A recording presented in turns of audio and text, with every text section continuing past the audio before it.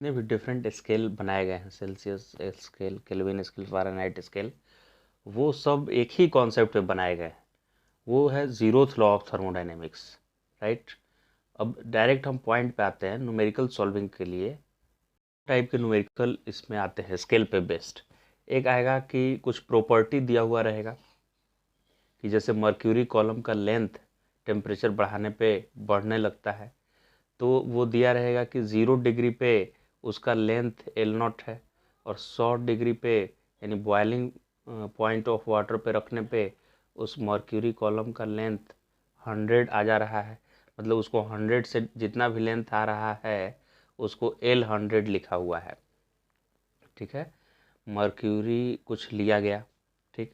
अब उसको 0 डिग्री पे यानी कि मेल्टिंग आइस पे टच करके रखा गया, उतरे मर्क्यूरी को।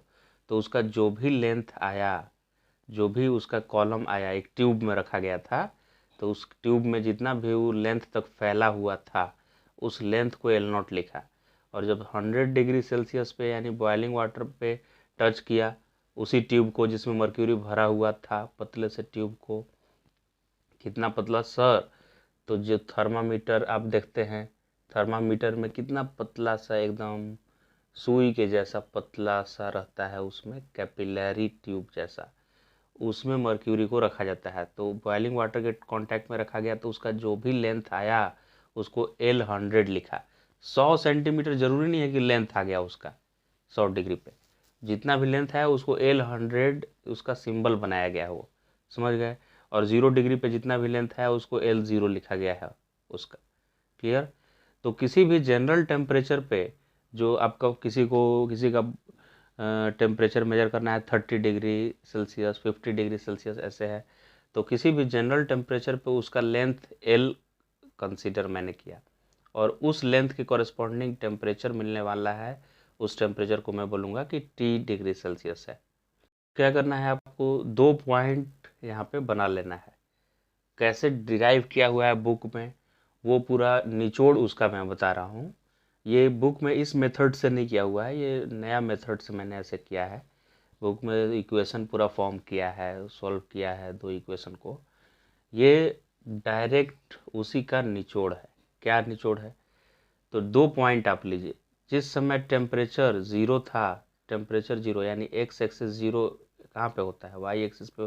पूरे वाई एक्सिस पे एक्स एक्सिस का कोऑर्डिनेट क्या होता है, ज़ीरो होता है, एक्स कोऑर्डिनेट। तो एक पॉइंट आपको लेना है ज़ीरो, मतलब टेम्परेचर ज़ीरो, और उसकी कॉरेस्पॉन्डिंग लेंथ को एल नॉट लिखा है। तो ज़ीरो और एल नॉट यहाँ होगा, क्योंकि वाई एक्सिस पे एक्स ज़ीरो होता है, तो टेम्परेचर ज़ीरो और एल नॉट यहाँ लिख दिए। दूसरा पॉइंट, जब 100 डिग्री टेम्परेचर था उस समय लेंथ को आपने एल नॉट लिखा था, तो ये दूसरा पॉइंट ये रहा, 100 डिग्री टेम्परेचर के कॉरेस्पॉन्डिंग एल नॉट लेंथ है। अब 2 पॉइंट फॉर्म लगा देंगे हम। वाई एक्सिस पे मैंने लेंथ लिया है मर्क्यूरी कॉलम का, यानी जो कैपिलरी ट्यूब मर्क्यूरी भरा हुआ है उसका टेम्परेचर बढ़ाने पर लेंथ में कितना बढ़ोतरी हो रहा है वो, और एक्स एक्सिस पे टेम्परेचर मैंने लिया है। और ये 2 पॉइंट फॉर्म से इक्वेशन लिखेंगे। 2 पॉइंट फॉर्म इक्वेशन कैसे लिखते हैं sir, y minus y one equal to m x minus x one, और ये m है, स्लोप है, y2 minus y one by x two minus x one. इन दोनों में से किसी को 1 किसी को 2 ले सकते हैं। मैंने इसको 0.1 लिया है, इसको 2 लिया है। और कोई भी जनरल, ये y क्या है, कोई भी जनरल y है, और y1 क्या है, इसका y कोऑर्डिनेट है, y2 क्या है, ये दूसरे वाले पॉइंट का y कोऑर्डिनेट है।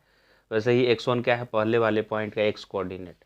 वैसे ही x2 क्या है, दूसरे वाले पॉइंट का कोऑर्डिनेट, इसका x कोऑर्डिनेट को मैंने लिखा है x2। अब आइए इक्वेशन लिखते हैं। y मतलब कोई भी जनरल लेंथ, तो l लिख दिया मैंने।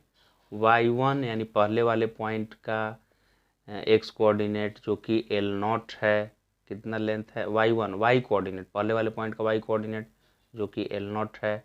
फिर y2 क्या लिखना है, y2 क्या है, L100 है। देखिए y1 क्या है, L0 है। इस तरह से सब वैल्यू सब्स्टिट्यूट कर दिए आराम से। x1 क्या था, ज़ीरो था, तो ज़ीरो पुट कर दिए, तो इस तरह से इक्वेशन जो आया उससे t आ गया। यानी कि किसी भी टेम्परेचर को आपको मेजर करना है तो मर्क्यूरी कॉलम का लेंथ देख लीजिए कितना है उस समय, थर्मामीटर में, उस लेंथ को यहाँ रखिए। L0 मतलब वो उसका लेंथ 0 डिग्री पे कितना था, 100 डिग्री पे कितना था L100, और यहाँ 100 लिख दीजिए। इसी इक्वेशन से ही ये आया है। ठीक, आप चाहें तो डायरेक्ट ये याद कर लीजिए इक्वेशन, नहीं तो आप ये प्रोसेस सीख लीजिए कैसे बनाया गया है। वैसे ही अगर केल्विन स्केल के लिए रहता तो यहाँ भी मैं 2 पॉइंट लेता कि 273 केल्विन के लिए कितना लेंथ था। कभी कभी लेंथ के जगह पर रेजिस्टेंस में भी वेरिएशन दे सकता है कि एक मेटल वायर है, उसका रेजिस्टेंस कुछ 0 डिग्री या 273 पे इतना है और 373 यानी बॉइलिंग पॉइंट पे इतना है, तो कोई भी रेजिस्टेंस दिया रहेगा तो उस समय टेम्परेचर कितना है बताइए। ठीक है, ऐसा भी रह सकता है। तो इसका भी वैसे ही 2 पॉइंट फॉर्म करके और इक्वेशन मैंने लिखा है यहाँ पे, तो ये इक्वेशन फॉर्म हो गया। तो आपको बता देगा ये कि टी टेम्परेचर कितना है जिस वक्त लेंथ मर्क्यूरी कॉलम का L है, और बाकी ये सब दिया रहेगा कि 273 पे कितना लेंथ है, 373 जब था उस समय कितना लेंथ है, ये सब लेंथ गिवन रहेगा। इस तरह से आप न्यूमेरिकल को सॉल्व कर सकते हैं।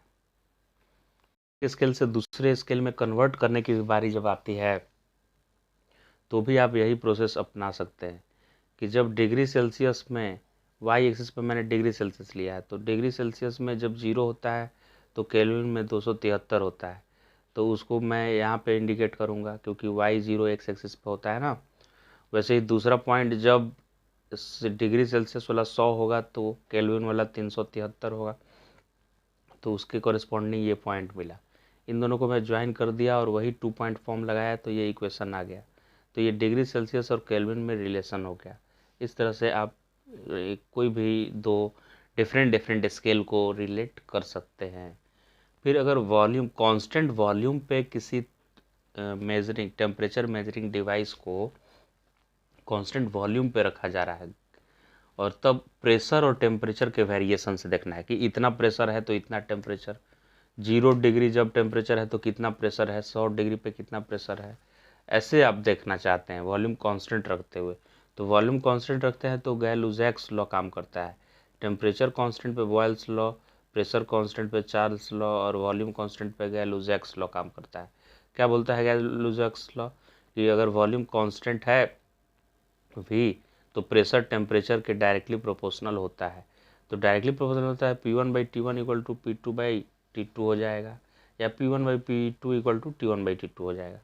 अब एक प्रेशर को इसने ट्रिपल पॉइंट पे रख लिया है तो उसके कॉरेस्पॉन्डिंग टेम्परेचर को ट्रिपल पॉइंट का टेम्परेचर लिखा।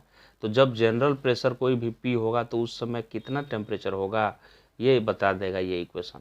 इसी को मैं मॉडिफाई कर दिया हूँ ऐसे लेफ़्ट राइट करके, और टेम्परेचर, कोई भी टेम्परेचर T दे देगा आपको ये, जिस समय का आपको प्रेशर दिया रहेगा, और ये दोनों तो स्टैंडर्ड वैल्यू रहेगा कि ट्रिपल पॉइंट पे टेम्परेचर कितना है और प्रेशर कितना है। जो हमने सीखा उस पर बेस्ड ये क्वेश्चन है कि the pressure of air in a bulb of constant volume gas thermometer is 73 centimetre mercury at 0 degree. देखिए 0 डिग्री के कॉरेस्पॉन्डिंग दिया है एक क्वांटिटी, और 100 डिग्री के कॉरेस्पॉन्डिंग भी दिया है कि इतना प्रेशर है। तो जिस समय 77 प्रेशर है उस समय का टेम्परेचर बताना है क्या है। तो अभी जैसे इक्वेशन बनाए थे 2 पॉइंट फॉर्म, उससे यही आया था कि टी टेम्परेचर लिखते हैं कि कोई भी जनरल पॉइंट पे प्रेशर कितना है, 0 डिग्री पे प्रेशर कितना है, 100 डिग्री पे कितना है और 0 डिग्री पे प्रेशर कितना है। सारा वैल्यू सब्स्टिट्यूट कर दिए तो आ गया 17 डिग्री सेल्सियस। सेकेंड क्वेश्चन जो ट्रिपल पॉइंट पे बेस्ड मैंने बताया था आपको कि the pressure of gas in a constant volume gas thermometer at steam point, steam point पे दिया हुआ है उसमें 273.15 पे इतना प्रेशर दिया हुआ है। What will be the pressure at triple point, ये ट्रिपल पॉइंट पे पूछा है, मतलब एक टेम्परेचर पे दिया है और एक टेम्परेचर पे पूछा है। ठीक है, प्रेशर, तो प्रेशर टेम्परेचर कांस्टेंट वॉल्यूम वाले में यही रिलेशन में बताया था। ट्रिपल पॉइंट वाले कौन सा लॉ यूज किया था, गैल-लुजैक्स लॉ से। तो कोई भी टेम्परेचर टी कैसे मिलता है, तो उस कॉरेस्पॉन्डिंग टेम्परेचर के पे प्रेशर कितना है ये बताइए, ट्रिपल पॉइंट का प्रेशर बताइए और ट्रिपल पॉइंट का टेम्परेचर बताइए। तो ट्रिपल पॉइंट का टेम्परेचर इतना होता है, तो कोई भी जनरल टेम्परेचर इसको सॉल्व करने पे अगर जनरल टेम्परेचर गिवन है ये 273.15 तो उसके कॉरेस्पॉन्डिंग प्रेशर आ जाएगा। एक ही वेरिएबल है इसमें,